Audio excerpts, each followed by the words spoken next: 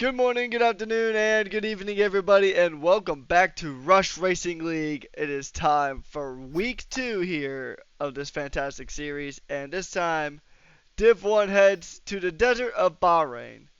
It is the first sprint weekend of the season here, so we got a 10-lap sprint and a 29-lap feature race here tonight. My name is Patrick Goldman, aka Ruckus, and I'll be one of your hosts and commentators for tonight's action. Alongside me is the man known as Muzz. How you doing tonight, mate? I'm going pretty good, and it'd be interesting to see if Jonno can go back to back. We will just have to see. We do have a full grid here tonight. 20 cars on track here in Bahrain. And without any further ado, let's just go ahead and take you straight to the action. Straight to where all the magic is happening. So we'll go through the roster. There's quite a few reserves that we have here tonight. So including an entire reserve setup for Red Bull. Red Bull running 2 reserves here tonight for their rostrum. Quite a few other drivers reserving in as well. The full list of reserves will be Jorgo for Red Bull, Terrence for Red Bull, Keotonic for Ferrari, Sick Party for Kick Sauber, and one of the stars from, I believe it was last night or 2 nights ago, Zombie will be reserving for Mercedes. But on top of that, we still have Brodsta, Jonno, Watanabe, Popped Up Bongo, Dito, Aiden Raiden, Moza, who is apparently it's not his birthday today, which is slightly unfortunate, but he does also have a 15-second penalty that he will go ahead and serve here. So, going down the rest of the list, we have Keith, who is the second McLaren here. And then we have Andre, no one Swift, Toasted, JDI, Falcon, Fatcat, and the One Truth. So, it's going to be interesting. Short qualifying, it'll be pretty much the one session to set everybody up for the sprint. And then we're going to do our 10-lap sprint. And then we go from there to our next qualifying session to set up the feature race grid. Now, tell us a little bit about Bahrain, Muzz. It's a bit of a different track compared to Monza from last week. Yeah, absolutely. It's a few tricky braking zones. Obviously, into turn 1 will be the prime overtaking opportunity, and a little tricky braking zone into turn 10 onto, I guess you could say that's the back straight, and pretty commonplace to lock your tyres, so got to watch out for that. But obviously, yeah, the braking zone in turn 1 will be where the most overtakes will be happening, but plenty of opportunity to stay side by side down into turn 4, and possibly even more moves happening there. You also have that really tricky braking zone going into turns 9 and 10 just before the third DRS zone. So that may catch a few drivers off guard. Also might cause some drivers to lock up the brakes, skid those front tires out a bit. As now we do have one driver currently on a lap. It is Fatcat going ahead and beginning the lap running the Canadian Grand Prix livery for the Haas. And let's see how he does here. Going through Sector 1 here, which is a pretty fast sector. And now you're in the most technical of all the sectors. And that's an invalidation. Surprisingly very early on there. It didn't look like he really got into any track limit shenanigans, but unfortunately he did get invalidated. We'll jump back over to Brodsta, who is the next car on a lap at the moment, making his way through Sector 1.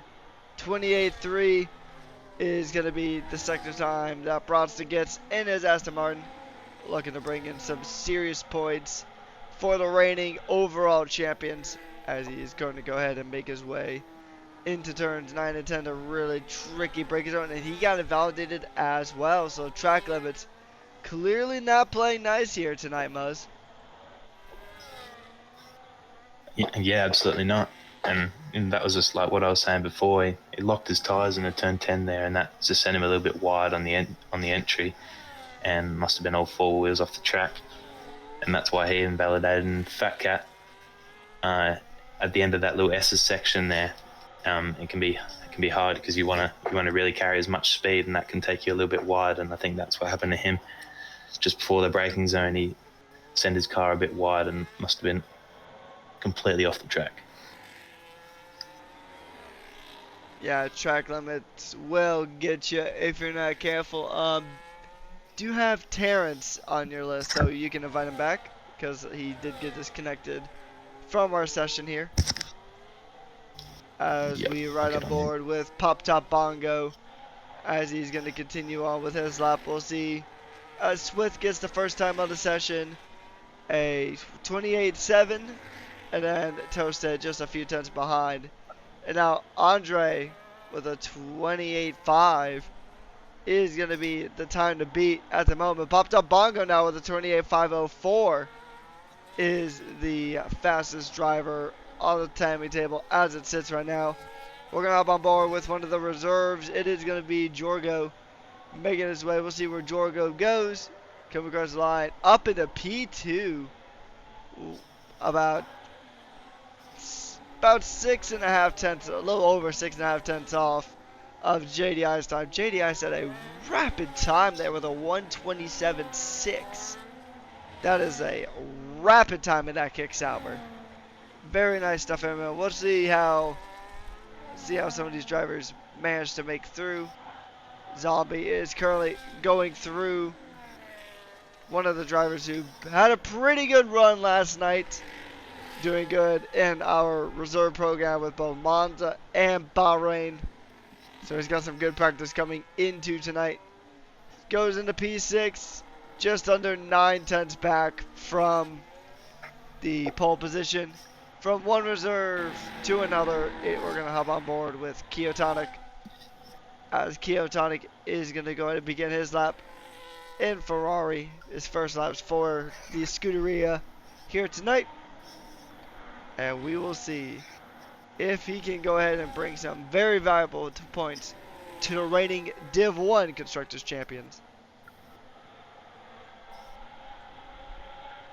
Yeah, an absolute incredible time from JDI, and the one truth is actually not matched it, but he's gotten pretty close, about a tenth separating them.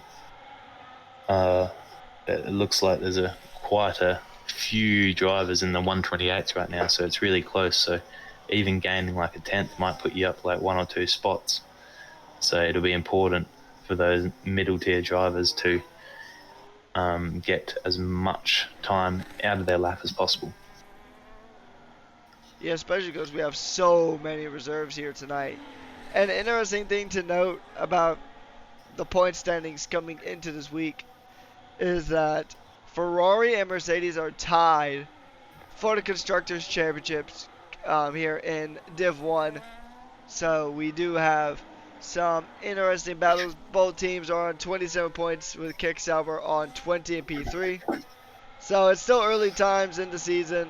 It's obviously only the first round, but there's already very intense battles heating up here. So, and Aston Martin are currently leading the overalls as it sits right now with 99 points.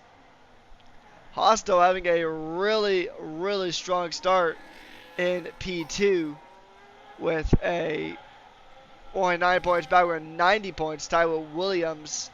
So, fun battles pretty much going all through the field here. When it comes to the overalls, when it comes to the championships in Div 1. After that Monza week, everything has just it's been pretty competitive. So, and Monza was a blast in all divisions. So, I have no doubt that Bahrain, especially with it being a sprint weekend, is going to really spice things up here. Yeah, absolutely. Because of that sprint weekend, it just means more opportunities for points. So that will just mean that drivers won't be backing out. Because more opportunities for points means obviously more points. So and people who maybe didn't have the best of luck or wasn't really their track in Monza have a big chance to get some points this weekend.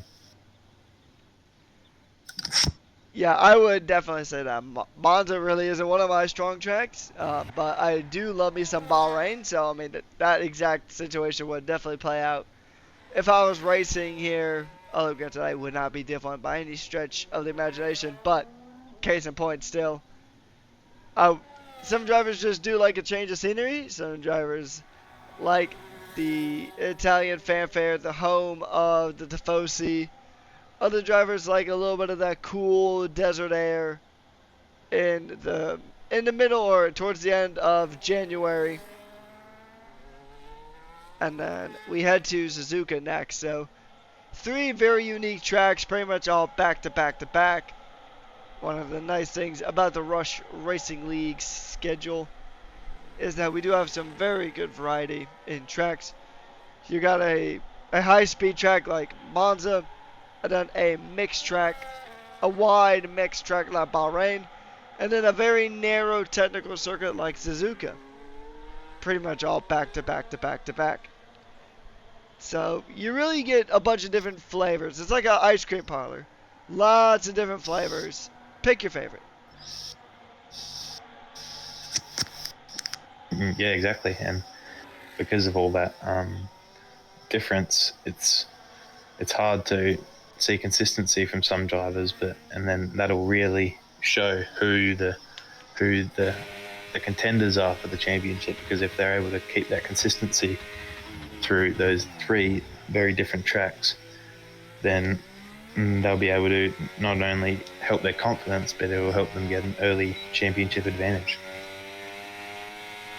Exactly that, because consistency is what's going to win you the championship now, as we're down to the final minutes of sprint qualifying here in Bahrain. We're currently on board with Andre, as Andre now is making his way through Sector 2, currently improving. Not enough for pole, but he is improving quite a bit here. He does have a McLaren up front. Which McLaren that is, I believe. That is, well, that could be either McLaren really, so one of the McLarens warming up the tires just ahead of Andre.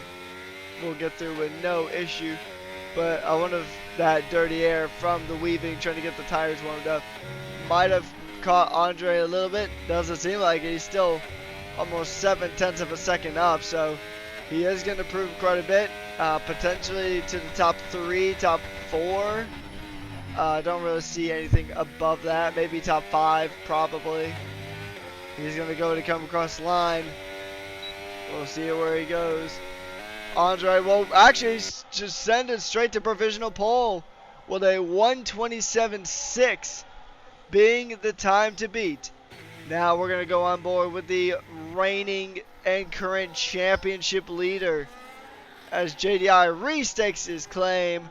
Pop Top Bongo goes into P3, Sick Party, or Pop Top goes P2, Sick Party P3, Andre P4. Now we have Jonno. We'll see where he goes for sprint qualifying. Now there's still one more qualifying session to come after this for the feature race, so you will still get another chance to qualify for where the big points are as Jonno is making his way through.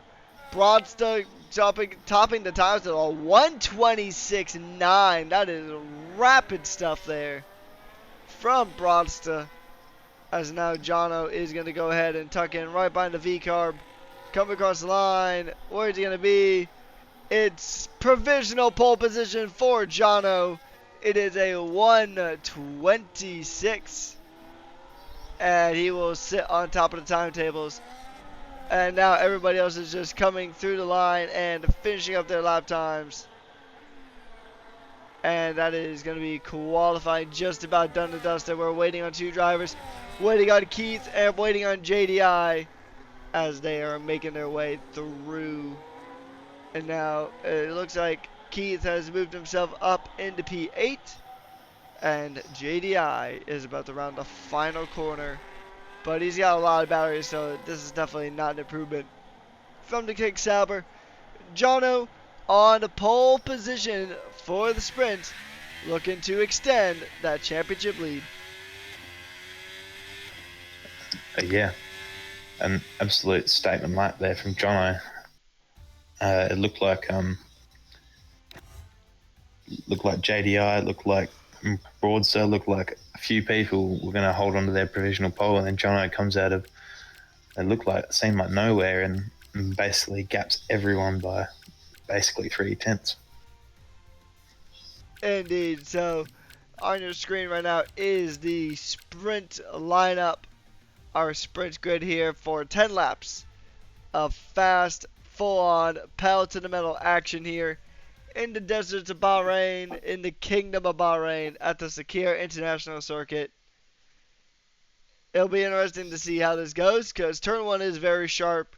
Pretty much the first couple of corners are all extremely sharp and extremely difficult to navigate on lap 1. It gets easier as the laps go on, but on lap 1 it's very, very dicey. You can see some drivers making some very strong dive attempts, and about 50% of them will be successful. The other 50% will end up in some end plate or wing damage. So drivers really, really got to be careful here going into the opening few corners if they want to come back with any points. So it'll be a fun one to watch. Hopefully you guys got your popcorn, got your drink. Be sure you guys are staying hydrated, because hydration is important. I think it's like 1 in every 8 people are dehydrated, so be sure you're not part of the 7 that are dehydrated. So get some water in your system. I know Monster may taste good. I know Red Bull may taste good. Maybe Celsius. Favorite energy drink brand here. I know they all taste good, but get some water. Get hydrated. Trust me, your body will thank you. But here we go. We have those 5 red lights coming on in a oddly cloudy Bahrain. And it's lights out and away we go here in Bahrain. Positions are being shaken for. Positions are changing ground. Fatcat now trying to make a statement. Trying to send around the outside of Jonno. Fatcat, who used a set of mediums in qualifying, got some pace around here. And he's going to try to make a statement against Jonno. There is a caution, and it's an Alpine Falcon not having to start the sprint that he would have wanted, all the way down to P20. And now it's going to be Jonno and Fatcat side by side. Bit of contact there between the two rivals. Going at it now. Fatcat trying to stick it, trying to hold on for dear life. But it's so difficult on the outside, especially coming into turns 9 and 10. And still side-by-side action for these two. Fatcat is not giving it up. Trying to go ahead and stick it somewhere. Trying to go ahead and send it around the outside. Outside becomes the inside. And Jonno still holding it on with Fatcat here. Both drivers refusing to give an inch because they know the other's going to take a mile. And Bronston now is got from Rosito, even though he's getting pushed a bit wide there onto the runoff there. And he is forced to back out. But now here's the crucial thing. Coming into this Muzz, everybody's got DRS now.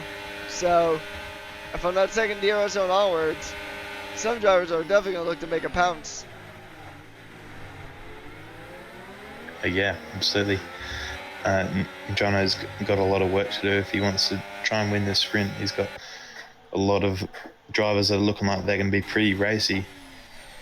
Broadstar, we saw him on that last lap. He was just biding his time, and he looked like he was even side by side with Fatcat at some point. But it'll be difficult for Jonno. But if he can do it, then it'll be great for his championship.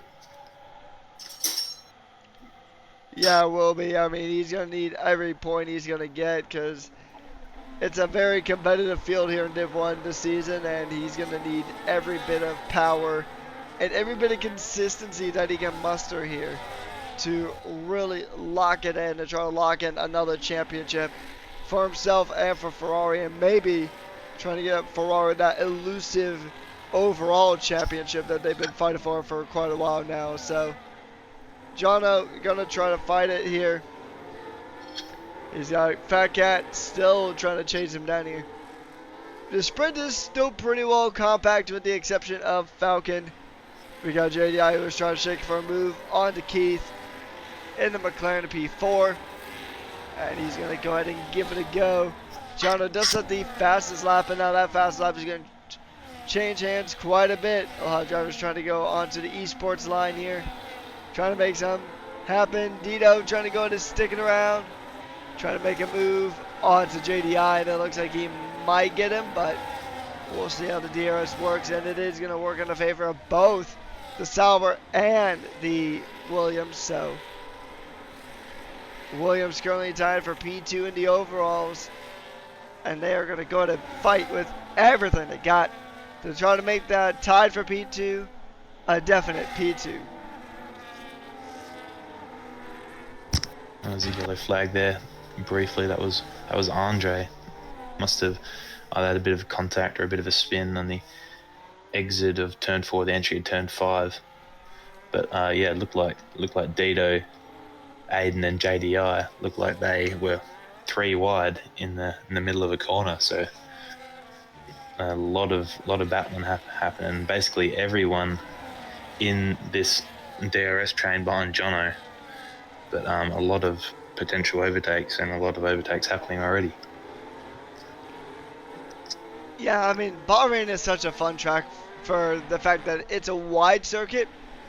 Like, I think like almost every Middle Eastern track with the exception of Saudi, it is a very wide track, so you can do a lot of battle. Broadstone now is going to try to pounce on the Fatcat here. And we're going to see who's going to go ahead and make this one stick, and it looks like it is going to be... Oh, it's a dive from Broadstone trying to make something happen. I think they might have touched the wheels there coming out of turn 2, and I think that might have just pumped the brakes on Broadstone trying to get a move done here in the early stages of the sprint. Now remember, here's the thing about the sprint. You can make a pit stop, but it is not optimal, not required. Unlike the Grand Prix where you're required to switch tires. Not here. You pretty much just need to just give it all you got from start to finish. Can't really win it on strategy here in the sprint, folks. You just gotta pretty much lock it in and just get it through on pace alone. As we do see these guys once again. I mean, for the most part, they're all pretty well gaggled together. Nobody is really out of DRS range from P1 all the way to about P11, P12. Roughly, even then, it's really pretty much all the way down to P16. Yeah. We can see Moser. Obviously, it's not his birthday, but he's up 7 spots from the start. I think he DNF'd during quali, so he started at the back. So he is up 7 spots. So good start from him. A few other drivers up 4 spots, like the One Truth and Keith. But Keith is in a battle right now, and he's actually spun. And also Aiden involved in that one. So a lot of carnage happening here. Indeed, yeah, that is unfortunate stuff there. I mean, we're having a lot of fun battles here tonight, but it's always unfortunate when a battle just gets kind of twisted around due to some contact. So very, very, very unfortunate stuff there. Coming back to the front, we still do have our main battle for the lead between Jonno, Fatcat, Broadsta. Pretty much those main 3 with JDI and Dito making cameos here, waiting to pounce if something goes awry with one of the front runners. But man, it is getting spicy out here in Bahrain. Good battles up and down the field. You'd love to see it. I mean, we're going to see if these drivers can really try to make magic happen on the return. The aforementioned Mazda is currently up now 9 positions. Gained an additional 2 from the spin of Keith and Aiden. So we'll see if he can continue to make progress. And we'll just see how his Grand Prix qualifying goes. Because As we're now in the second half of the sprint, 5 to go. There's still another qualifying session to be had here, so. Oh yeah, and points down to P8 in this sprint as we are now past the halfway point of the race. So that those people like Zombie and the One Truth, they'll be looking to try and at least get 1 point on the board from Jorgo and Pop Dot Bongo and those people. So this one is far from over. Indeed, yeah, and actually it looks like the front two have really actually just broken away here, with Jonno and the Fatcat really starting to run away with this one here, as now the Haas is going to try to close in the gap, try to exercise a Hosterclass of a sprint, getting ready to try to close in on Jonno, try to take a race lead here, a sprint race lead here, but that is going to be much easier said than done, as Jonno is a reigning champion for a reason. He is going to go and try to put the Ferrari on the top step yet again. And we will see if the Ferrari driver can make it happen. He's already moving defensive, trying to break the slipstream from the Haas, who now has DRS, so he's going to try to close in. And going to try to maybe stick it on the outside. Is he going to get it? Outside becomes the inside, and it looks like he is going to get it done.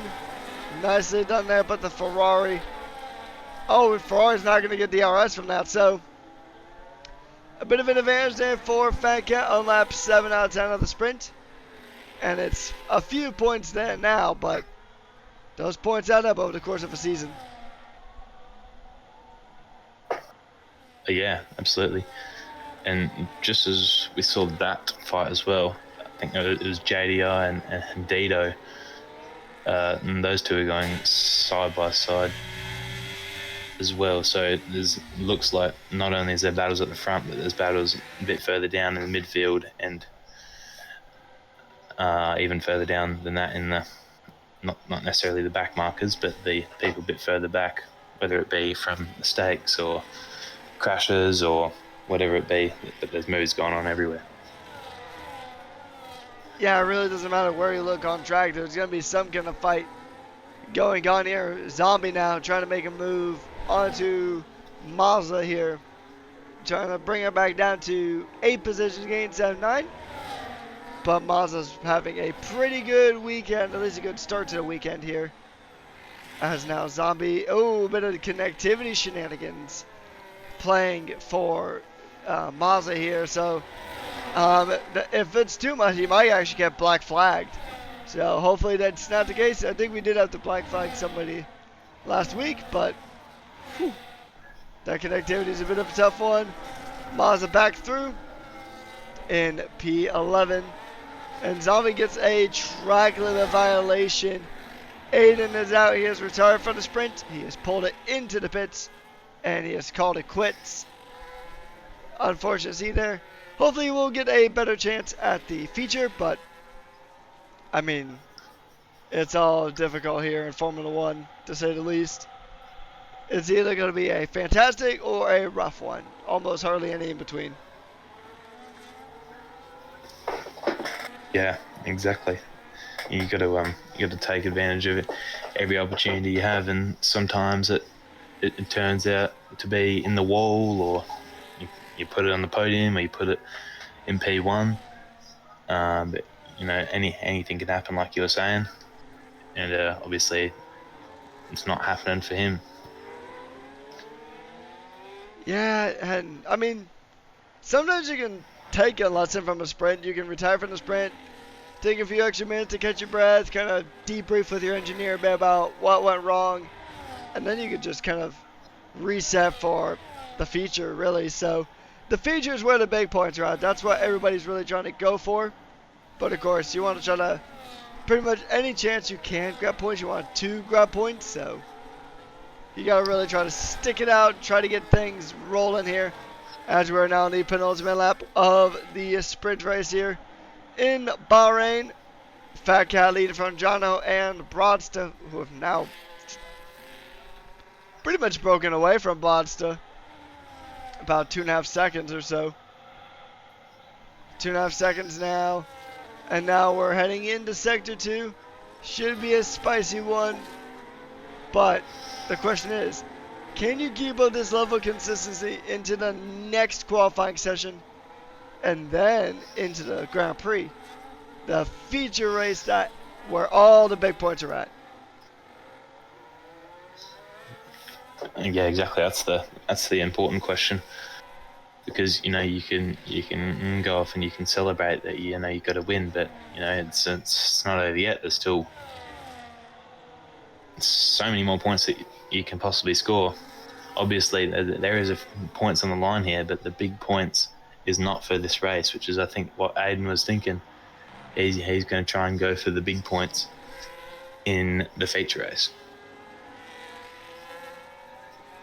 Yeah, he's kind of going for the casino approach of putting it all on black, essentially, putting it all on the feature race. And speaking of racing, we're down to the final lap of the sprint. Jonno trying to switch moves around, trying to get something done. He's going to try to stick his nose up the inside of the Haas, but he won't get it this time. He's got 2 more DRS on to try to make this happen. And he's going to try to make the switch. He's got the speed. He's got the slipstream. He's late on the brakes. But now it's going to be side-by-side battling once again to make a bit of contact between Jonno and Fatcat. They are still fighting, still battling. Fatcat holding on, trying to dig his claws right into the lead. Jonno's got the lead back, but there's another DRS zone coming up. And it's going to be a dive on the inside for Fatcat. The driver's leaving a good amount of space for each other. But Fatcat's going to get the DRS, so he's going to get the advantage. Going to start pulling away here. And he's going to get into the lead of the sprint. As now Jonno's going to try to go on the attack. Try to put the prancing horse onto the top step. As now Jonno's going to go ahead and try to make his way on through. Jonno is going to do everything that he can here. He's going to try to close in the gap, but I think the gap is just too much. And it looks like coming through the final corners now. It is going to be Fatcat taking the win in the sprint race. Jonno P2, Bronson P3, JDI P4, Dito P5, Pop Top P6, and the rest of the field coming on in. A bit of a spin there in the back for One Truth, I think. I don't know, somebody had a pretty rough spin there. And that is the sprint pretty much done and dusted. Yeah, it was a little bit of carnage, not necessarily carnage, but there was a bit of crashing and bashing going on. But absolutely fantastic side-by-side racing from Fatcat and Jonno from what seemed like it was the whole race. But even just all throughout the field, there was just plenty of action going on. Indeed. So we're going to go ahead and take a look at these sprint results here. It is going to be Fatcat to Jonno to Broadsta to JDI to Dito, Popped Up, Keatonic, Keith, Jorgo, Mazza, Swith, Terrence, One Truth, Andre, Watanabe, Sick Party, Zombie, Falcon, Toasted, and Aiden is Raiden, who did not finish the race, but he did take the fastest lap. So now we go from here to Grand Prix qualifying, and I will personally be right back.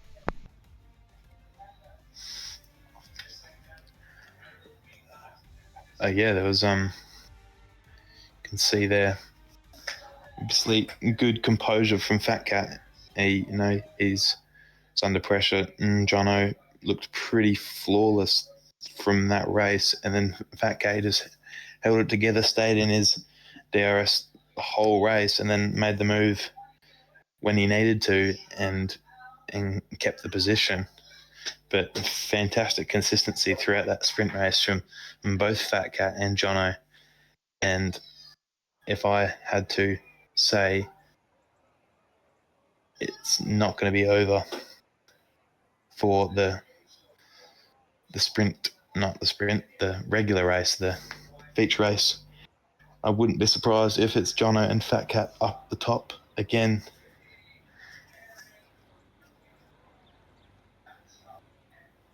But yeah, we can see qualifying has started now. A few drivers probably looking to make an impression early. Obviously, the reserves that we've talked about the whole weekend so far. But this is where the big points are coming from. So it's going to be important to get yourself up the order for this race. This is more important than this sprint race. So people like Moser will be looking to set a lap time this time. And then obviously people like Aiden Raiden will be wanting to definitely score some points here after a pretty solid first start of the race, and then he got involved in that crash with Keith and decided to call it a day for the sprint race. So he'll be looking to score some points, and I think we have a car out on track. It is Jorgo will be the first one out on track. He'll be the first of the Red Bulls to try to kind of get a feel for the track here, as now it is full-on Grand Prix qualifying. So once again, it is going to be a short quali here. So one session will set the entirety of the grid. So we'll see how these drivers do kind of manage it, and we'll just see how they make use of this about 17 minutes that they get to go ahead and set some times. But definitely, so just some main takeaways from that sprint race. Fatcat is definitely a driver to really keep an eye on. Pop Top Bongo has left the session. I also got to thank for a migrating host. I don't know if you saw that as well, Muzz, or if that was just something on my end, but I got that as well. Hopefully that doesn't translate to any major issues. Hopefully we won't have to red flag the session, and more importantly, hopefully it didn't put me as host, because now I have nothing against Australians, but Australians trying to play on an American server, it's not going to particularly bode well. That really doesn't bode well either way, really, because most times Americans trying to play on a Asian Pacific server, an Australian server, doesn't really bode well generally anyway. So hopefully that's not the case. Hopefully they're not on. Hopefully it didn't translate to myself being host, but it probably, I don't know who would have actually translated host to be honest. Yeah, I've got no idea. But yeah, definitely I know specifically in my lifetime I've always had connection problems, but that's just me living on the western coast and being so far away from the Australian servers as well. But yeah, I think that's just a interesting. It's a bit ironic because Australians invented Wi-Fi and then they have really bad Wi-Fi. It is an ironic twist of fate. That is very unfortunate to say the least, but looks like it did just have a bit of a connectivity spike in general. So now Jorgo is making his way through. He'll be the first car to set lap. He is currently about to go through sector number 3 in the Honda Red Bull. And now he's going to go ahead and make his way down to the final 2 corners of the racetrack. The tight right-hander and then the little small kink. And then he's going to go to come across the line. He's going to go straight for the esports. No, he's going straight for the pits actually. So he just wasn't quite feeling that lap on the set of tires. So interesting stuff here. Each team is always going to have the different run plans and different strategies. So we'll just have to see how these drivers make use of those particular strategies. As now we're going to hop on board with the Alpine of Toasty.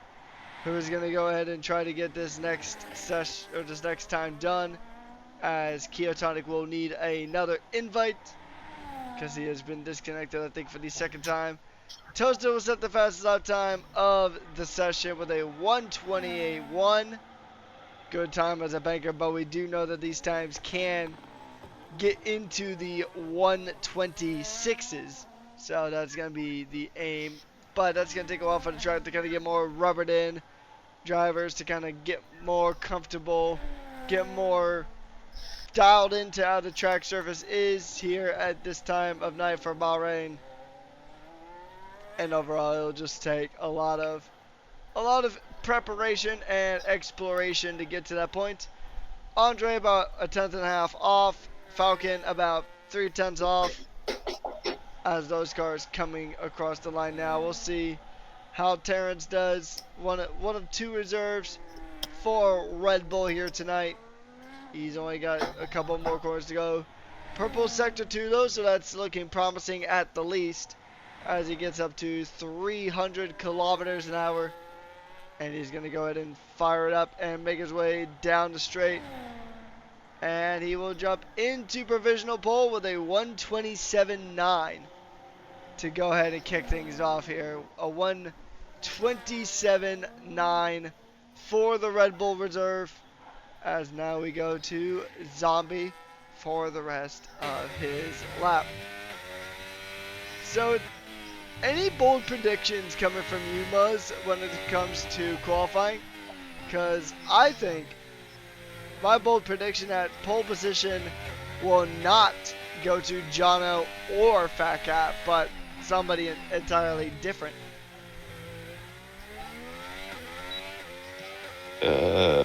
Yeah, that's interesting. I was just saying before, when you left briefly.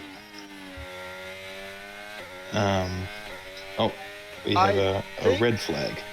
Yep, so the session has been red flagged, everybody. We're going to go ahead and take a step back, and we will be right back, so just hang tight.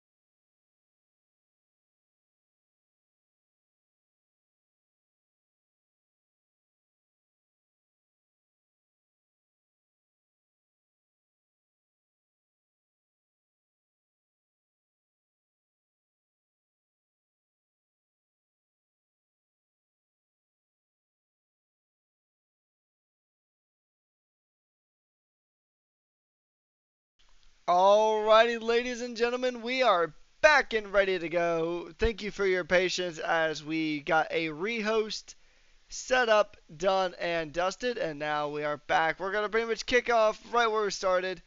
It is going to be a short quali once again. It's pretty much starting straight from scratch.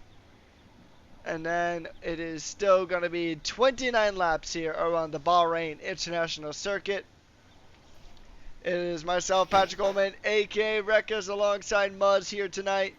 In the commentary booth, we still have the same 20 drivers as before. And now we are ready to go ahead and get back to racing here in Bahrain. So hopefully you guys are having a good night so far. And once again, thank you guys so much for your patience as we now look to get underway once again with qualifying action here. And we will just see how it goes. We will have a lap with one truth at some point. It has been redeemed in the Twitch chat. So we're just going to have to wait and see. We're still waiting on some drivers to go out. And then we will go ahead and run on board with them.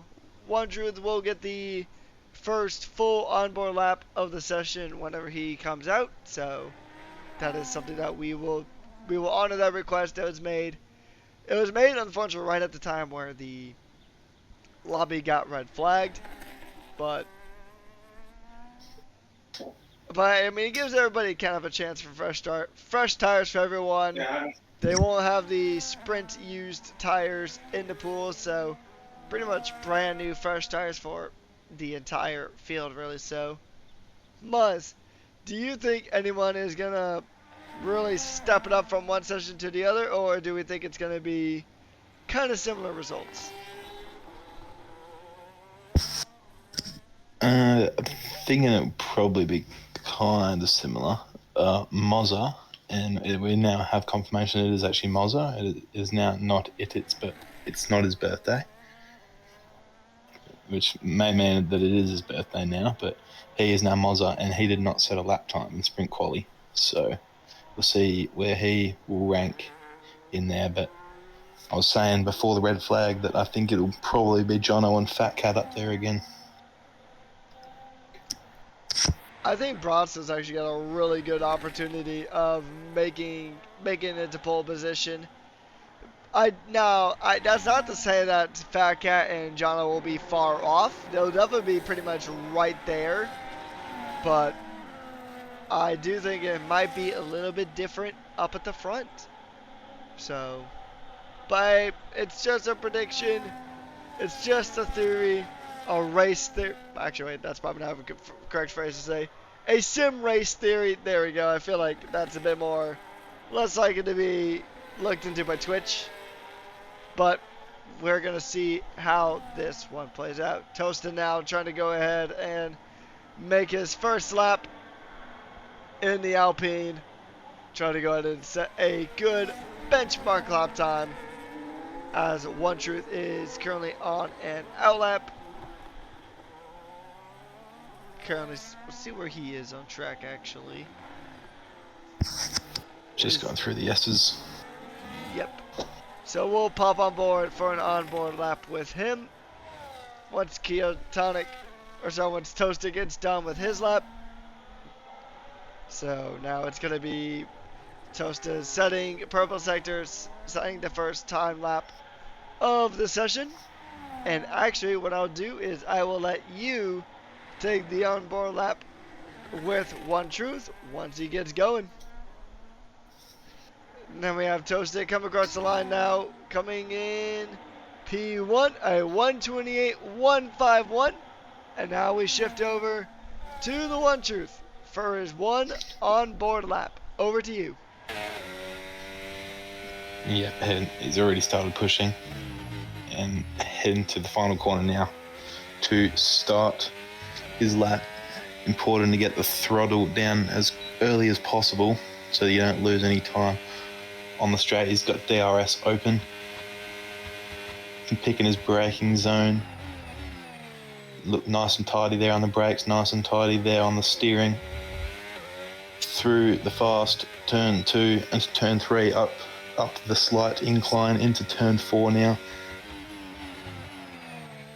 Nice and wide there on the entry, but not wide enough to be off the track. Seems to be going all right. No snaps of oversteer or understeer seen just yet. Into the tricky braking zone of turn 10. He looks pretty tidy through there. Looking like a pretty tidy lap from the One Truth. He's trying to see if he can get any slipstream from any other drivers on their out lap or in lap. I don't think he got much. They're up the hill now through the fast section into the final sector. 105.8 through the first 2 sectors. We'll see in one corner where that will put him. Last braking zone of the lap now. Nicely onto the apex there, using just enough curb to help him pushing to the line now. Where's that going to put him? 127.6. It's lower down the order than what he was expecting, but it was definitely quite a tidy lap. Indeed, a good lap there for the One Truth, trying to get that one lap that he needs to put himself in a good position. Currently, right on the outskirt or right on the edge of the top 10. Currently 1 second away from the provisional pole time set by Fatcat, a 1:26.557. That's your time to beat as of right now, and that's a mighty quick lap. Fatcat was not messing around. He threw his weight around to get that pole position, and he certainly got it. So it's going to be a tricky one to see who else can go ahead and make these positions and try to get these points, or at least try to get in a position where they can try to earn some pretty nice points. No points awarded in quali, although as crazy as that would be. Dito now making his way through, and now he's going through sector 2, the Williams TP, trying to go ahead and make some moves here, trying to go ahead and set himself up to get a pretty good result in the race. He had a pretty good sprint, now trying to maximize it for the Williams team, having a significantly better start to season 10 than to season 9. Season 9 was a rough start for this Williams team, but now here in season 10, it pretty much is like the transformation that the IRL Williams went on from 2024 to 2025, as now Dito is up into the top 10. And I mean, they pretty much went from 0 to hero last season, and now they're really starting this season on the right foot. Currently tied for second place in the overalls. You love to see it, as Watanabe now is going to go ahead and try to kind of re-establish himself. Aston Martin didn't have kind of a tale of two cities when it comes to their sprint. Broadstead a really good sprint, Watanabe not so much. He was left wanting a bit there. But, I mean, we'll see how the reigning overall champion can try to make something happen here, try to keep Aston Martin on top of the overalls timetable. As now, there's only 3 drivers who have yet to sell lap times, 3 different reserves for 3 different squads. Terrence, Keotonic, and Sick Party, with Keotonic now setting the 11th best time in the session with about a time that is 1.006 seconds off the time set by Fatcat earlier on.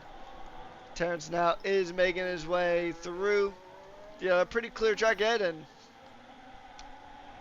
that looked like a very weird, that didn't really look like he went over track limits there, so bit of a weird invalidation there for Terrence, and he's just going to pull right back onto the pits. Sick Party making his way through the S's in the pixelated kick Sauber, and we'll see where he goes from there. And now we're going to do a onboard lap with Fatcat. We'll wait for his next lap, his next push lap, and then we will jump on board with the Haas driver, the winner from the sprint. And we'll go on board with him next time we get a chance to. Yeah, he was just on a lap just then and was marginally up in the first sector and then made a mistake in the entry of the S's and had to back out of it.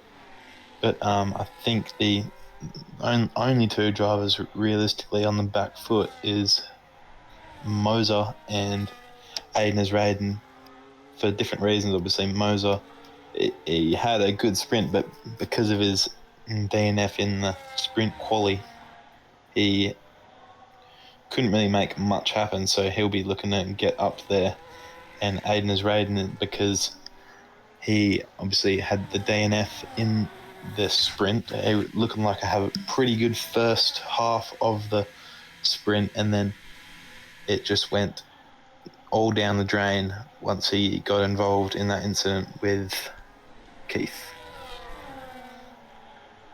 Yeah, it's a bit of an unfortunate time there for Aiden. Aiden has been one of the quickest drivers, one of the fastest rising drivers in Rush. It's been fun watching his progression over the seasons, but sometimes it's just not meant to be. Not your race sometimes. I mean, that just tends to happen with any sports team, really. Sometimes you just have an off day, whether you watch football, whether you watch soccer, whether you watch cricket, baseball, basketball, Formula One, insert your sport here. Some drivers and teams and athletes they just have off days. And maybe that's just the case for Aiden. But we'll see. This is where the big points are scored after all. So this is where pretty much the magic is going to happen. Your biggest points haul is going to happen here and now. And Fatcat is exiting the pits, getting ready for his lap. So we'll jump on board when he goes ahead and gets started with his lap. For his onboard lap, I'll take that one when it happens. But right now, Keith up into P6, with Terrence now the only other driver to have not set time. Mazda is out. He will remain in P9. He does have a 15-second penalty to serve after the Grand Prix, so that's really going to put a hurting on his numbers here in the feature race. It is specifically the feature race. His sprint position will not be affected at all. And some of these guys are just in some really odd air pockets to get invalidated, because Keith just hit an air pocket and got invalidated, so bit of an interesting one, to say the least. But yeah, Jonno just put himself up in a P2, looking to have another jab at Fatcat after Fatcat finished ahead of him in the sprint. He was up like 2 tenths up. He was 2 tenths up heading into sector 3, and then put himself about 1.5 tenths behind Fatcat. So Jonno on the back foot in that particular battle. But we're about to do a lap with Fatcat, so I'll let you do that. Alright, so here we go. Fatcat now is going to go ahead and fire up a lap here. We're going to take straight to the esports line. And he's going to go ahead and make his way down into turn number 1. Getting ready for the first tight right-hander. Straight into turns 2. And then turn 3. And he's going to go ahead and fire the DRS for the first time this lap, making his way down into the tight turn number 4. And now here's where the track really starts to get a bit twisty. And here where some of the kind of air pockets have been spotted and witnessed throughout a good portion of the qualifying. Going into the tight right borderline hairpin of turn 8. And now he's coming into probably one of the weirdest corners in F1. Turns 9 and 10. He's going to go ahead and use a good amount of curb. Going to go ahead and activate the DRS once again. And now he's going to go to the S's again here. The sweeping left, the sweeping right. Foot to the floor, pedal to the metal, no lift, no coast. all speed, and now he's going to go ahead and set himself up here, burning a good amount of battery as he reaches over 300 kilometers per hour. Gonna be hard on the brakes now. He needs a good exit from this corner. Looks like he might have had a bit of snap oversteer on the exit of the penultimate corner. And it is fastest for Fatcat yet again. He has improved on his time, a 1:26.271. That is now the time to beat with less than 3 minutes to go here in quali. Yeah, very tidy lap from Fatcat. Really punching his name in this qualifying session. Really letting Jonno know that he is looking to get the sweep here in Bahrain. So he might have enough time to do a cool and another push if he's got the fuel for it. But Jonno is going to have one final chance to try and pip him. Yeah, so we'll just kind of have to see who is going to come out on top here. Fatcat and Jonno, they have fought for many a season, and now they are back here ready to do battle all over again here in the desert of Bahrain. Swift has opted to retire from the session here. And so here we go. Sick Party is now going to go ahead and start his lap as well. So it's pretty much now it's what I like to call rush hour, which is a pretty funny pun that I mentioned during the sprint weekend or the reserve program weekend, and that was not at all intentional. So it is now the rush hour here, where everybody's trying to get out, get their laps in, try to get the best time they can, try to improve, try to set themselves up for a fantastic race and a very, very massive points haul. But yeah, now it's pretty much everybody on an out lap for the most part. JDI is on a flyer, so we'll see how JDI is going to go and do. If he can bring the thunder and shock us all by getting pole position, we'll just have to see. Now with less than a minute to go, JDI is making his way down the straight, coming into turn 11. And then the sweeping right-hander just before sector 3. He is improving, but not by enough. At this rate, he'll improve his time, but not his position. He needs to find about basically half a second on this one if he wants to take pole here. Gonna go ahead and try to send it across the line. Is it gonna be an improvement? It is. No, it's not actually. Not an improvement. So that is JDI's qualifying pretty much done and dusted. What about Jonno? Jonno will be the next car to really try to fight for this position as the timer ticks to 0, and that is qualifying done. Aiden done. Terrence done. Swift done. Mazza done. Fatcat done. So, a few drivers done with their laps already. But here we go. Jonno, we'll see if Jonno can go ahead and disable the pole position time that Fatcat set earlier on and try to take pole all for himself.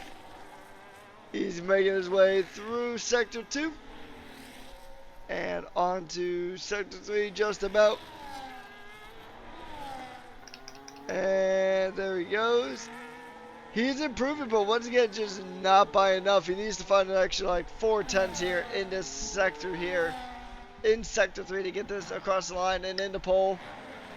Few of the drivers finishing up as is. What is the Ferrari driver?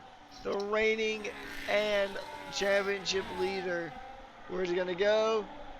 He improves his time, but not his position. Up into P2. And that is going to be all she wrote here in qualifying here for the most part. Few of the cars still on laps, but it looks like it is going to be Fatcat on pole position.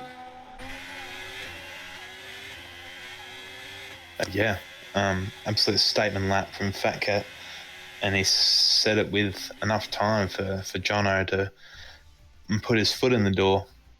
but Jonno improved by about a tenth and a half, and it just wasn't enough because Fatcat was just way too good on that final lap.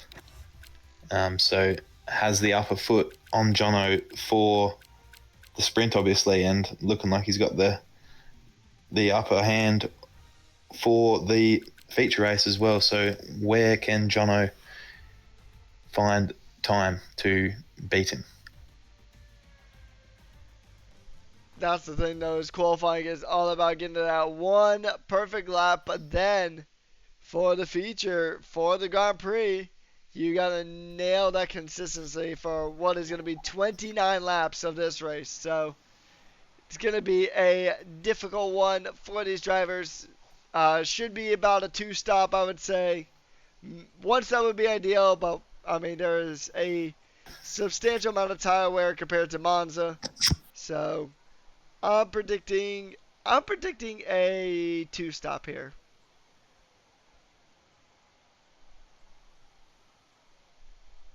Yeah, I think it'll probably be a 2-stop. Two-stop is what we see in real F1, and it can be difficult to hold on to tyres around here because there's a few high-speed sections where the tyre wear really comes into play. But it will be interesting to see if there will be a few drivers to try the one-stop. Yeah, so it'll be interesting to see which of these drivers does attempt a 1-stop, which drivers attempt a 2. We'll see which is which.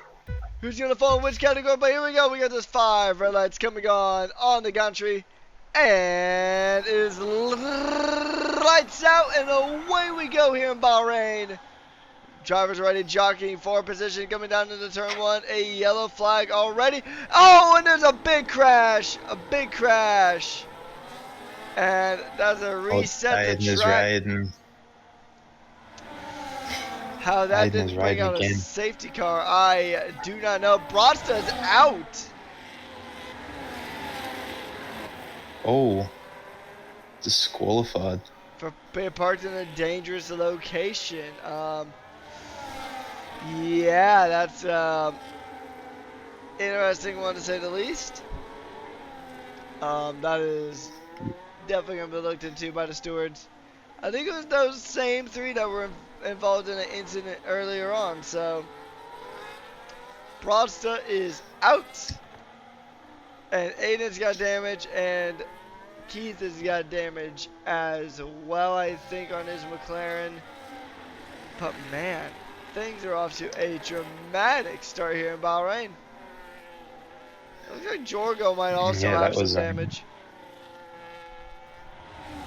Yeah, that was Aiden and Keith again. And that was just 3 cars trying to fit into one section of track where you cannot fit 3 cars down there, and it happened before they even got to turn 1. So maybe a bit of bad blood, a bit of vengeance, but well, what do we know? But the top 2 broken away from Dido, and Fatcat still leading the way.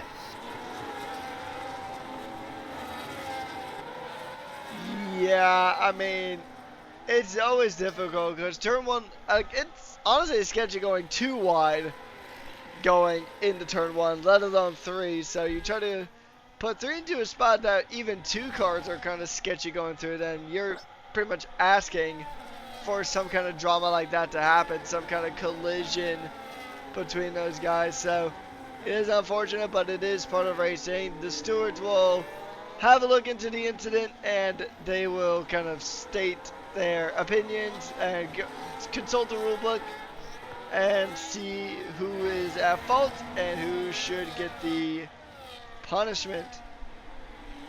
As now Jonno tries to think about trying to get a move done on the Fatcat, trying to get everything that he can really and try to maximize the points to stay on top. He pretty much primarily needs to be Pop Top because Pop Top's his closest rival in the Drivers' Championship. So Fatcat, he's in a good spot to really take a dent out of that championship lead, but and also apparently Mazda is still having connectivity shenanigans following him. We saw a few of them in the sprint. We'll keep an eye on it as things go along, but we can't really make any decisions for right now. Jonno did get past Fatcat temporarily, but then he had to back off and let the retake happen. As JDI now goes ahead and tries to kind of just wait patiently for his opportunity. It is 3 of 29 here, so we'll see what the tires are. Majority of the field running mediums, some drivers running softs, and 3 drivers running the hard tire compound. I know the bottom 3 of Jonno, Aiden, and Keith have all made their pit stops already. They have already made 1 trip to the pits, so, but really, pretty much just about everybody started on that medium compound. And only 2 drivers that haven't already pit are on a different tire. So, interesting stuff here. Love to see what strategies come out from this. Yeah, a lot of different ways you can go. We have a onboard request for Kyotonic. But yeah, it just looks like it's that part of the race where everyone's just biding their time, waiting for mistakes, using each other's slipstream to pull each other along, but not necessarily making a move. But and we'll probably see a lot of undercuts and overcuts, and the strategy will be in play here. A lot of battling in the pit stop phase, so it'll change, all the positions will change from now to the next pit stop. Yeah, I think this one's really going to come down to strategy as well, because strategy can really make or break your race here in these types of races, especially when you got to consider tire wear and such. So we're currently on board with Kyotonic, as you have been for pretty much the duration of this lap. He's got DRS now trying to close in the gap to Watanabe, and Andres has become the first driver to get hit with a 3-second time penalty for track limit violations. That's always a rough one. There's no real way to get those removed most times, so unfortunate there for him. As now Kyotonic is going to try to close in the gap to Watanabe, try to stay within DRS range of this absolutely massive gaggle of cars here. And he's going to go ahead and try to push. And that is an onboard lap with Kyotonic. And now he's going to try to maybe go for a move here onto the Mercedes. Nope. He holds on for a moment, but he does have a McLaren pretty much right beside him as Watanabe now gets a 3-second track limit violation. So some penalties are starting to fly around here, Muzz. But honestly, those 2 aren't the first, and they certainly won't be the last. Yeah, I think the 2 main spots for those warnings is probably right there at the end of that S's section, where you throw it over to the right out of the S's, and you can sometimes get a bit offline and lose the rear end, lose the front end, and go a bit wide, get a warning there. And also into turn 2, when you try to carry as much speed in through to turn 3, up the hill into turn 4, sometimes it can be a bit difficult too, because you just want to get a bit racy and a bit over the line sometimes, and you get warnings there. Those are the 2 main spots, but obviously very wide track, so anywhere can be a warning. But still, Jonno biding his time on Fatcat. Yeah, I mean, honestly, he doesn't need to really do anything silly at this stage of the race. I mean, he really just needs to be sure he can stay within DRS range, because unlike the sprint, the race isn't even like remotely over yet. Because I mean, I know previously this would be the second half of the sprint, but this is the feature. So you still got an additional 23 laps after you wrap up this one. So still a lot of racing left to go here in this Bahrain Grand Prix. And then Jonno he's really doing the smart thing by not burning himself out too early, burning up his tires, burning up his ERS, just trying to he'll go for the overtake if the opportunity presents itself, but he's not going to absolutely sweat like 10 pounds off trying to get that move done. So Jonno now, but he does need to be careful because if he lets off too much, he's already having to go defensive against JDI, which is going to hurt him a bit in this pursuit of trying to catch Fatcat. Because if you having to spend time making sure that JDI doesn't get such yeah, absolutely. Because we saw the first lap there, and Jonno and Fatcat kind of broke through on Dito. It was at the time, it was in P3, and looked like JDI just dealt with Dito really quickly. But now Dito's staying on the back of him, so maybe something that Dito changed after those first few laps, but he seems to be able to stay close now and could be gaining positions if there's a bit of contact, bit of crashing and bashing going on. Yeah, actually, it's almost like the scene from the F1 movie where they designed the car to do battle, and that's like kind of like the change that Dito has done. He's designed out Williams to be able to fight, and on the fight he is trying to find every single bit of a gap now, but he's losing it. And now Pop Top Bongo might try to go ahead and try to pop his way into P4. Trying to fight for it, trying to get everything going. He's going to give it his all. And we have a speeding in the pit lane. Keith is out. And that is retirement number 2 of the Grand Prix here. 18 drivers left to go here in this one. Bronson got disqualified on the opening lap, and Keith just retired now on lap 7. So there we go. 2 cars out, 18 remain. How many will survive this race of endurance and speed? Stick around to find out. If it is your first time here at Rush Racing League, thank you guys so much for tuning on in. Don't make it last. Drop a follow so you'll get to see all the amazing racing action we have coming up.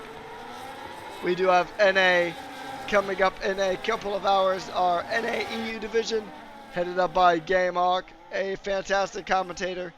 He is going to go ahead and run the show for NA coming up. I'm not sure what track they are running, but I want to say it's not Bahrain because NA does run a different schedule. So they're actually heading to... Okay, correction, they are not racing this week. They race next week. So, but we still have 4 other divisions here, all running Bahrain sprints. We have divisions 2 through 5. You're currently watching Div1, top division here at Rush Racing League. So, once again, if it's your first time, don't make it your last. And drop a follow so you can see all the amazing action, and you'll definitely get a healthy amount of Bahrain before the preseason tests coming up. Yeah, it's just perfect timing for the real world. Going to be a whole lot of Bahrain over the next few weeks.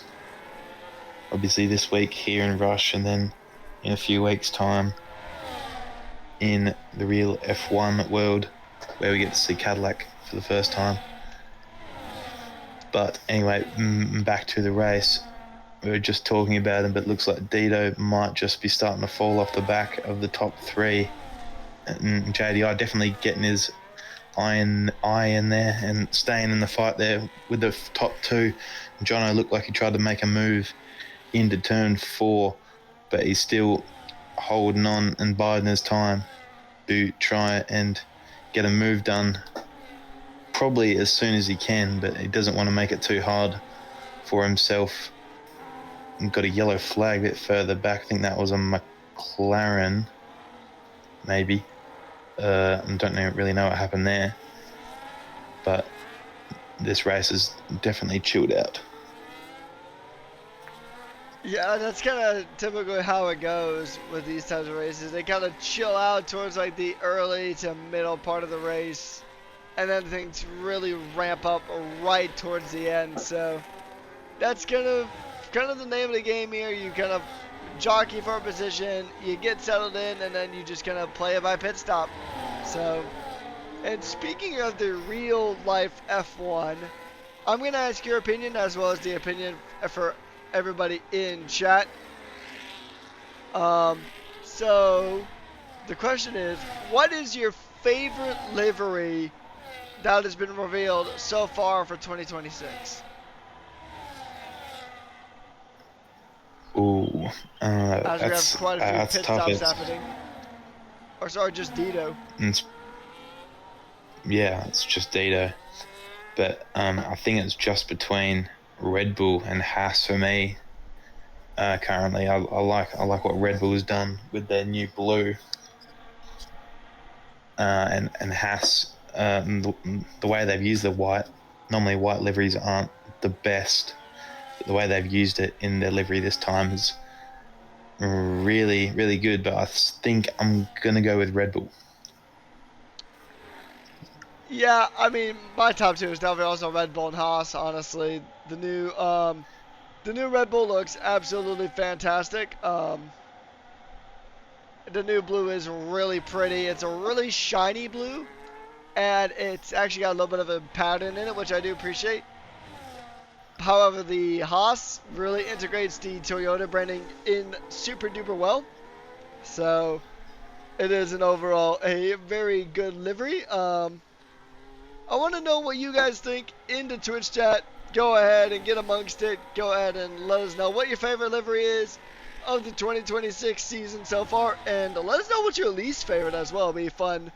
A little bit of topic of discussion while the race kind of gets settled in. Personally, I'm gonna say that my favorite is probably the Haas livery. To be honest, I just love how the white is used on that, like you said. But my least favorite, and purely just because it is kind of a repeat, is gonna have to unfortunately be the Alpine. They borderline just copy pasted the livery from last season. Not the greatest on the planet, but the only thing putting it ahead, or the only thing putting it behind the Audi for me is the fact that it's a repeat. But otherwise, I would say Audi's probably got the weakest livery so far. Yeah, it seems like a bit of a American bias for you there. I think Audi is the worst one. Just not much variety going on there. It's just just the standard three colors.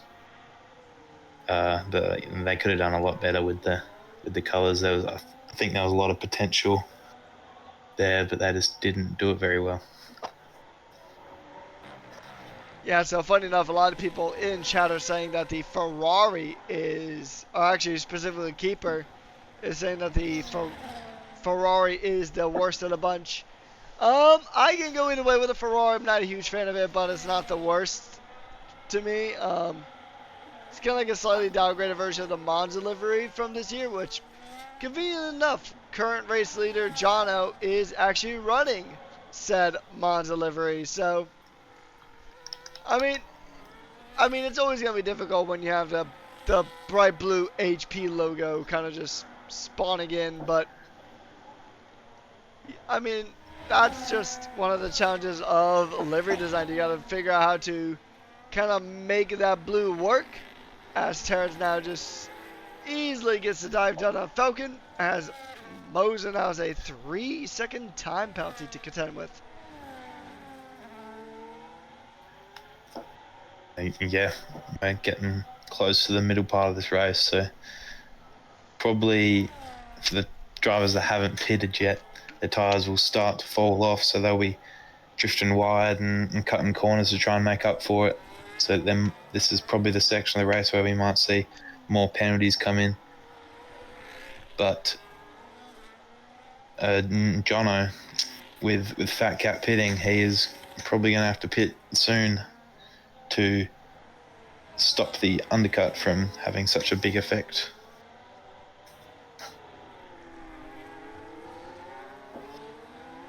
Yeah, so we'll just kind of have to kind of keep an eye on things, kind of see how everything does play out. Jonno in the pits right now, that will promote the one truth into P1, but not for long. He's going to actually pit himself.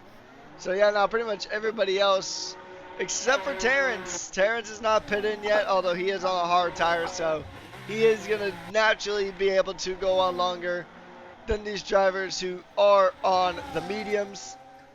So he'll probably go through for another few laps. He actually might be on the one stop, honestly. So he might try to get to about 15 or 16, lap 15 and 16. Probably lap 16 if he's trying to get the one stop. And then he can run 13 on the mediums. So, but it's all speculation. We're not going to know. His race engineers certainly got a plan up their sleeves for this race, so it'll be up to them to see if they get that strategy call right or if they get it wrong. And it looks like Terrence is, I think, going to be the only car that's actually staying out for quite a while. So he is the last car yet to pit in this Bahrain Grand Prix. And now we got Fatcat and Jonno Part 2 now. This one might be for all the marbles because these guys might try to get to the end of this compound. So it might be a one stop for these guys. Yeah, I bet you that Aardvark is hoping to just end the race right now so that Terrence can get the win. But obviously he will have to make a pit stop at some point. So the battle for the lead realistically is P2 and P3 on the road between Fatcat and Jonno. We saw it on the sprint. We're seeing it here, and JDI is definitely not out of this one either. Yeah, a lot of drivers still within contention here for this one. And, I mean, it's never over until the checker flag waves. So, I mean, the one predictable thing about racing is that racing is unpredictable. And that's why we love the sport so much, whether you're into Formula 1, Formula 2, GT3, GT4, prototypes, endurance, rally, etc. We love that racing is unpredictable. There's so many external factors that can really just kind of shape the race. And it's really just about getting the stars to align. So you really, and that kind of unpredictability just makes racing in general such a fun motorsport, or just a fun sport in general to watch. And for those of you who are saying that racing itself isn't a sport, which probably the most annoying things to actually hear, but just show them a video of any F1 driver training and that might change their minds a bit. But even go-kart racing is a pretty hectic sport. I work at a rental go-kart track, and even though the karts only go about 40-ish miles an hour, about maybe 60 or so kilometers, it's still a mighty fine workout. Yeah, I think that for me, because I've only just gotten into F1 recently over the last few years, and I would have been on the same boat. I would have said that the racing wasn't really a sport, but that's just those people that don't actually know what's involved. Because obviously, when you think about sport, you think of your soccer and your football and your basketball and your all those sports, because you can actually see them physically trying and all that. But then all you see here is you say, oh no, there's driving cars around. But no, it's so physical. They're losing so much weight. They have to focus 100% of the time. They can't be thinking about other stuff. But yeah, it's just a lot more than the naked eye can see. Yeah, because I mean, and actually, you could really say that about any sport, to be honest. Because, I mean, for somebody who doesn't really watch soccer like myself, I can easily just say, oh, I mean, how's that sport? They just kick a ball around. But when you know the ins and outs of a sport, of, well, really anything, really, it just kind of opens your eyes to, like, just how complex everything can get. I mean, just like in racing, sports have strategy. You know, you have different plays that you need to run, like in American football. Different calls you got to make, like pit strategy is like, what time do you call for this strategy, and so on and so forth. But yeah, we have actually done quite a bit of yapping here in this race, as we are about a good portion of the way on through. So it is going to be time for the race to really start kicking in here pretty shortly. It does become a pretty mad dash right there, right towards the end. Drivers really now just trying to kind of get settled in and get into the groove a bit. As now Fatcat is trying to chase down Jonno. It's kind of the opposite of where they were in the sprint race. Where in the sprint race you had pretty much Fatcat trying to run away from Jonno for the most part. Yeah, this is probably also about the time of the race that we'll probably see Terrence pit. It'll probably either be pitting this lap or next lap or the lap after that. But you can see everyone's closing up now, and JDI actually looks like he's actually closer to Fatcat. So maybe Fatcat on the back foot slightly here, as JDI looking to get as high up as the order as possible. Obviously Terrence still up there. He'll have to pit still, and Dito will be looking to get back in that fight with the top three as well. Aiden is ready just at the fastest lap of the Grand Prix, then immediately got hit with a 10-second penalty for corner cutting. So this is definitely not the race that the V-Carb driver would have wanted. There's definitely a lot more on the table that he would have wanted to receive, but in the end it just kind of really just kind of fell apart. And oh, that is a righteous corner cut. Yeah, Aiden is right. I think he's probably gonna pull into the pits and retire after this one, because now just in the span of one lap he's gotten 20 seconds worth of corner cutting pens, and he's just gonna spin and drift the V-Carb around a bit, turning his Formula 1 car into a Formula Drift car. And yeah, I think that's going to be, he might have rear wing damage, might be why he's going to wide in. He got another 3-second pen, so yeah, I think this is Aiden's race pretty much done and dusted. As now JDI is actually closing pretty much wide in. So now Fatcat's got to really kind of make the decision of, does he stay focused on trying to grab Jonno, or does he try to really focus on trying to defend from Fatcat, as Aiden is out, and that is retirement number 4. Yeah, not an enjoyable weekend for Aiden. Obviously DNF'd in the sprint as well, and then got involved with that crash in the first corner.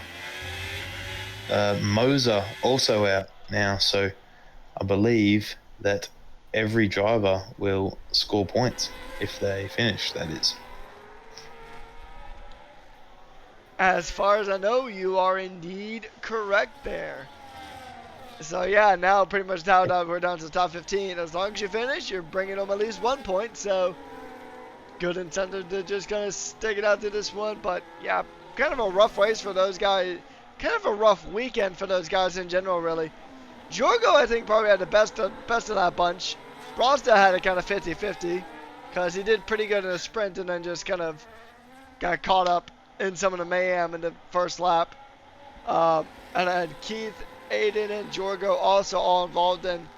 Mo's out a 15-second penalty. He had to serve after the race anyway, so.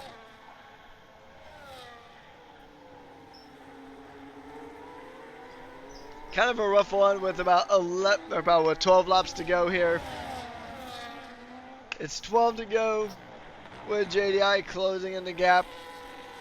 And I mean, Fatcat's in a really interesting position just because he's got JDI behind, who's going to try to push him and try to make him crack under pressure. He's trying to catch Jonno, the current championship leader, and pretty much his main rival for the season. And it's just all just you really gotta really just pick your battle in this one. Yeah, exactly. Because he's in a bit of an up and down sort of situation because he does still have DRS, so the overtake from JDI on him isn't going to come too easy.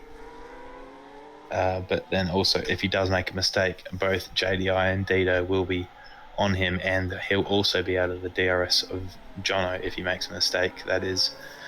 But Jonno, he does have the better tyres out of these four. Not by much, but it's definitely something to take into account. So he will have the tyre advantage, and obviously he has the track position as well. So it'd be interesting to see if he can hold on to it and not make any mistakes. That'll be interesting indeed. So he's got to really just try to. And I mean, that tire advantage is gonna show itself more as the race gets deeper in, as we get closer and closer to the end of this one. It's gonna be that tire difference is gonna be more evident, as now we're down to the final 10 laps of the Bahrain Grand Prix. Fatcat now trying to close in to Jonno with JDI just a little bit behind. Dido kind of right there in the midst, just kind of still present, kind of just hanging out, watching from a distance, as now JDI tries to look for any kind of move to try to get in. And this top 5 has really separated itself. Pop Top Bongo not too far out of DRS range himself. He's still got a pretty good chance to try to close it in and try to mix it up with these guys up here. But even then, he's got about 8.5 seconds back to One Truth in the back. So, and yeah, it's looking like this has been a one-stop race here in Bahrain for probably the entire field. So, time to go. We'll see how it goes. Dido might actually make another stop because his tires are already 10 laps old, so he might make a swap onto some mediums or even some softs later on, unless he's actively going to try to put 20 laps on a set of hard tires, which, I mean, it's doable, but those tires are going to be begging for mercy by the time you're done with that kind of stint. Yeah. And yeah, it'll be interesting to see if Dido can hold on, because he's definitely in this. He's got his foot in the door for this fight for the lead with the top 5 drivers. And also, I think it'll be interesting to see if Terrence can, or maybe not even if, but how many spots he can gain, because he is on basically brand new tyres. So he will be looking to get on the back of the Alpines here and probably try and get as far up the field as possible. Not probably, but he should be trying to. And it'll be interesting to see where he can put his name up by the end. Yeah, I mean, that tire advantage is going to really, really play into his favor at this point. So he really just needs to try to make the most of it, really. He needs to make the most of having that fresher tire advantage, and he needs to really just push with everything he's got on that medium, because the mediums will go to the end here. They're gonna kind of fall off quicker than the hards will, but I mean, when your tires are that much newer than everybody else's, the other driver I'd be a bit worried about when it comes to tires is the Mercedes of Zombie, because Zombie's on 8-lap old mediums, and it's another about 8 laps to go in this one. So he's really got to try to, he's got to be really gentle on his tires, but if he's too gentle, he's already lost DRS range to Keatonic. So if he loses too much more time, he's going to fall into the clutches of Sick Party. and then it's just gonna kind of spiral from there. Yeah, because it'll be very difficult for him. We completely missed that before when we were talking about Dido, but yeah, the zombie, it's going to be difficult for him to make it to the end. He'll probably have to pit again, but it's, as we said before, if you finish the race, he'll score points. So it's whether he'll try and hold on to them and get maximum points for him, or if he'll just pit and then try and see if he can catch up to the back of the field by the end, which both options are viable. But it's just what him and his team reckons is the best for him. At that point, it's kind of like a pick your poison type of ordeal, because either option A means you're just going to lose time gradually and your tires are going to hit that cliff, and then you're going to lose a lot of grip, potentially fall into the grip of some of the drivers behind you. Or, and then even with that option, you're going to be stuck on defense pretty much for the whole rest of your Grand Prix, which can be pretty stressful in and of itself. Or you go with the other option, the option you were talking about, where you got to try to catch back up to the rest of the field. Dino has a better chance to do that, as here we go. They picked back up when they left off on the sprint. Jonno and Fatcat side by side. Zombie gets a penalty for speeding in the pit lane. He'll swap tires now. And that is a rough penalty to grab here in Bahrain. But yeah, Jonno and Fatcat already scrapping it out. They're already trying to kind of give us previews on how the last few laps are going to look. Yeah, they're fighting this one out. All his contact there, Fatcat nearly lost it. He did He lose it, lost a bunch of time. He almost lost a position to JDI as well, but we're seeing basically the sprint race from the end from here, I would say. And yeah, very unlucky for Zombie.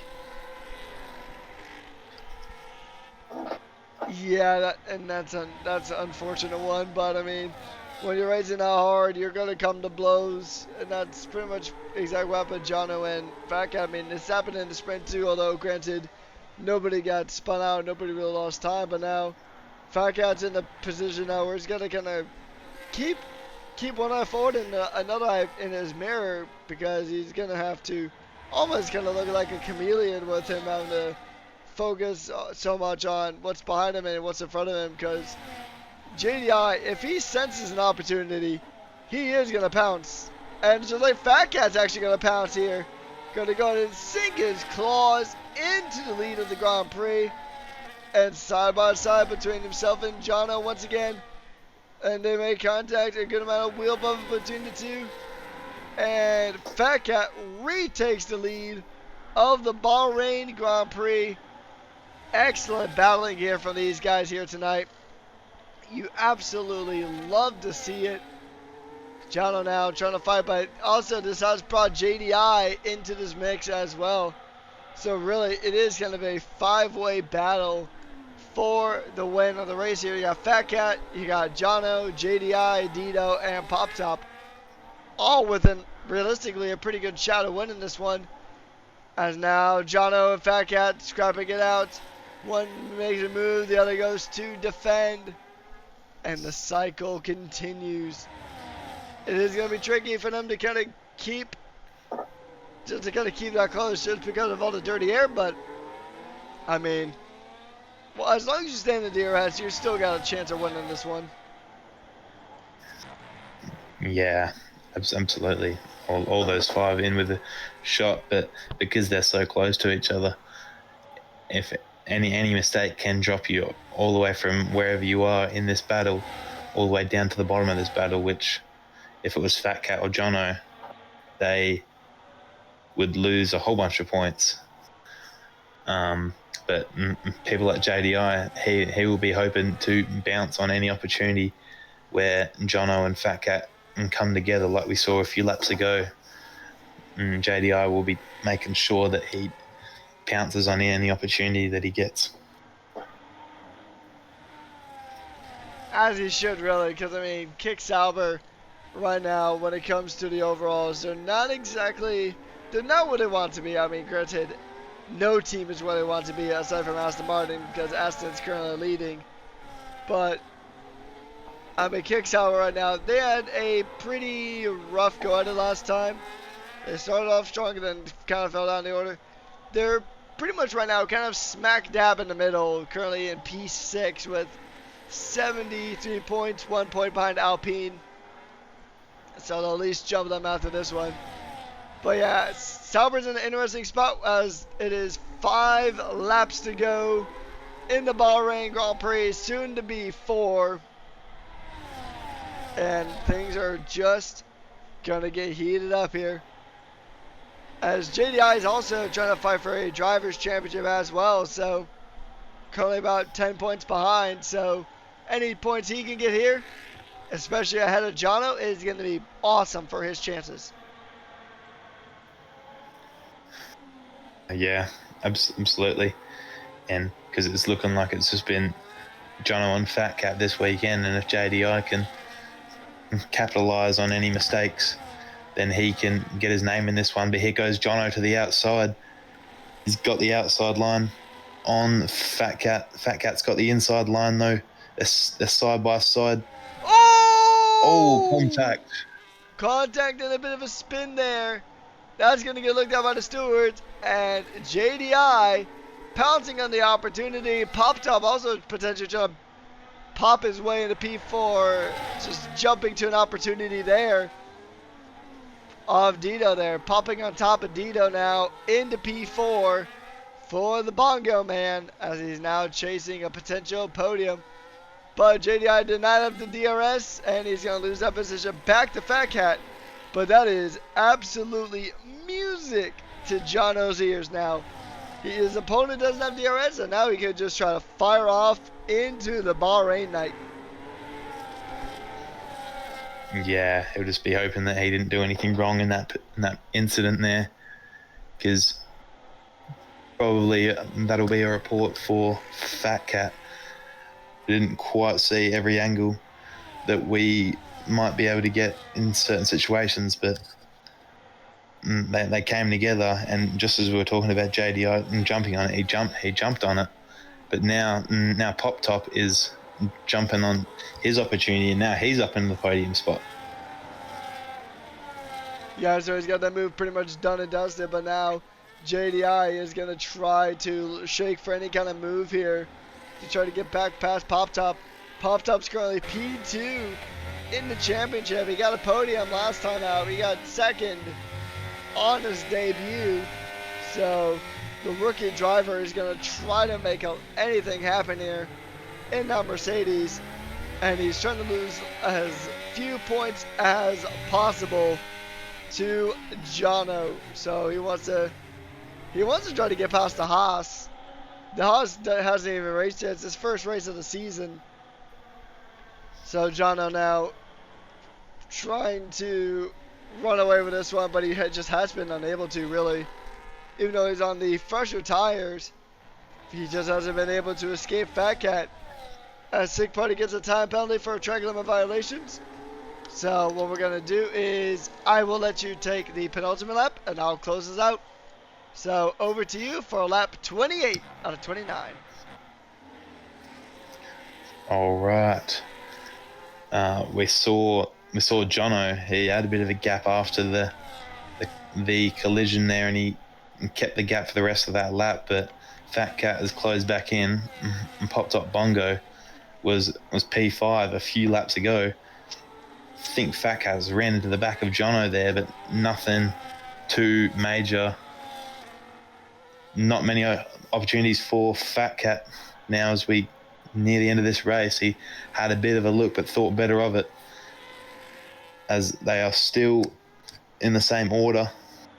The top 5, Dito fallen off the back of the pack a little bit, but Fatcat looking like he is definitely not giving this one up yet. Popped up Bongo just doing as he has been doing the whole race. He's just waiting in the background, hoping for any sort of incident ahead. Looked like Fatcat might have gotten a better exit out of that corner probably not any moves happening here, but he's just putting the pressure on Jonno because there's not going to be that many opportunities left in this race for Fatcat to get past Jonno. We saw it happen in the very late stages of the race in the sprint race where Fatcat took the lead from Jonno. The question is, will we see the same again? As there's a bit of a gap, nearly 1 second to Pop Top Bongo behind. And I'll give this one back to you for the final lap of the race. All right, thank you much. We're on the final lap of the Bahrain Grand Prix here. Round number 2, Div 1's about to come to an end, but look at this. Fatcat trying to send it up the inside. Late on the brakes. Wheel banging coming through turns 1 and turn 2. They're going to go ahead and continue to scrap it out here. Oh, look at this. Pushing him straight off to the runoff there. There is no love lost between these two. As Fatcat's trying to stick a nose up inside. And he's just unable to do it. But these guys are fully broken away now from Pop Top. And these guys are still trying to fight tooth, nail, and everything in between. They're fighting so aggressively here, and it's what you love to see. It's what you love to see for the final lap of a Grand Prix. And it is going to be an absolute slugfest between these guys. Jonno trying to go defensive. Fatcat trying to claw his way around the outside. More contact between the two. Hard racing. They say rubbing is racing, but there comes a point. But now it is time. It's pretty much now or never for Fatcat. He's going to have to try to get the slipstream and got to get a dive. It's now or never for Fatcat. And coming around the last corner now, does Jonno have it? It's going to be a drag race to the line. And Jonno wins the Bahrain Grand Prix. Fatcat P2 Pop Top with back-to-back podiums, followed by JDI and Dito rounding out the top 5. What a close finish. Just under 2.5 tenths, separating the front two. Jonno got pole in the sprint. Fatcat won the sprint. Fatcat got pole in the Grand Prix. Jonno won the Grand Prix. You love to see a battle right to the end. Both drivers on equal footing. And what a race that was. Very close finish. It kind of cooled off in the middle and then just got really ramped up here right at the end. So, Zombie, last car to come across the line. And Jonno, race winner, back-to-back weeks for Ferrari, extending his lead and doing numbers for Ferrari's overall constructors' hopes. And there we go. Yeah, it was a long time coming for that race to start ramping up, and we definitely got the finish we deserved. 100% there, as the celebrations are going to go ahead and go live here. And the champagne sprays. And now we're going to go ahead and just take a look at everything. Jonno is your race winner. Zombie with the fastest lap. Driver today is Terrence, making a mighty fine return up the order, as well as most overtakes and the cleanest driver. So, here is our race results here to round things up. It is going to be Jonno, Fatcat, and Pop Top Bongo going ahead and selling our podium. And then it is going to be JDI, Dito, One Truth, Keotonic, Watanabe, Terrence, Sick Party, Toasted, Andre, Falcon, Zombie, Swift. And that is our point scores. And then the other drivers who did not finish the race. It is Mazda to Aiden to Jargo, Keith, and Bronsta rounding things out. So, if we could please get the following drivers to the comments box. Jonno, Fatcat, and Pop Top. We'll go ahead and get the interviews, and then we'll go ahead and sunset the stream here. And then we'll go ahead and wrap up tonight. But yeah, in the meantime, give us a summary of tonight's race. Yeah, the sprint was what we expected. It was just non-stop action, side by side for the top two, what seemed like the whole race. And then when we got to the Grand Prix, it was a bit of a chaotic start, but then it chilled out basically straight away. And then it was just basically what you'd call boring. And then right at the end, it just ramped right back up, and it was a lot of action happening basically all up and down the field, but especially up the front with 5 drivers fighting for the lead. Indeed. I'm just going to see if we can get our interviewees in, and then we will go from there. Actually, we got 2 out of the 3, so we just need 1 more.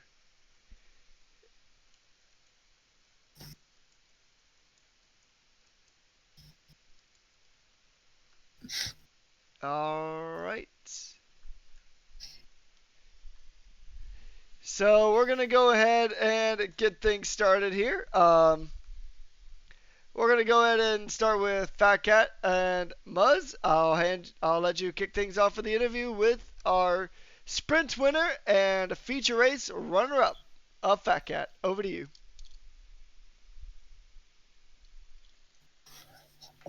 All right, Fatcat. That was great. You and Jonno having a great battle the whole 2 races. Just give us your thoughts. What do you think? Yeah, it was fun.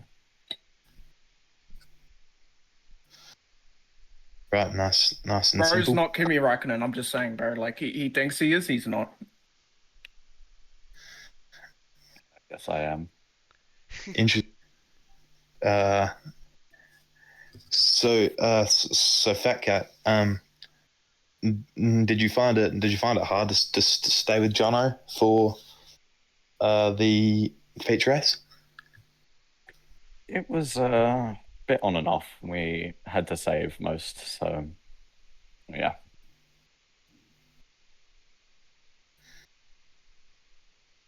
Yeah, all right. That's fair enough. No more questions from me.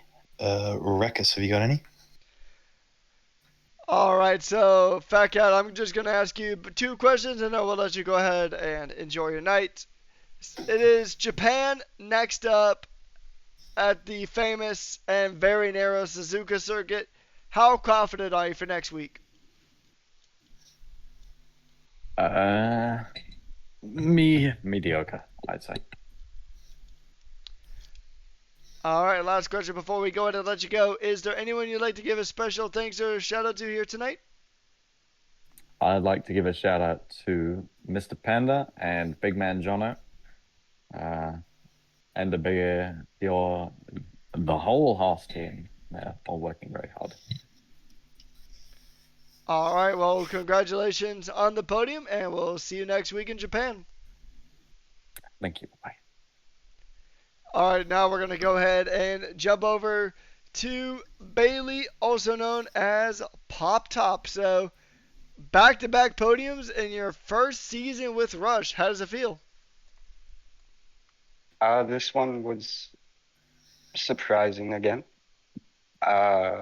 This one wasn't more so as lucky as the other one, but this one we caught up after being undercutted and had fresher tires, so yeah. All right, 2 more questions before I pass you over to Muzz. It is going to be Japan next week. Very narrow, very twisty, very qualifying heavy. How confident are you heading into next week? Pretty good as long as keep mistakes minimum again.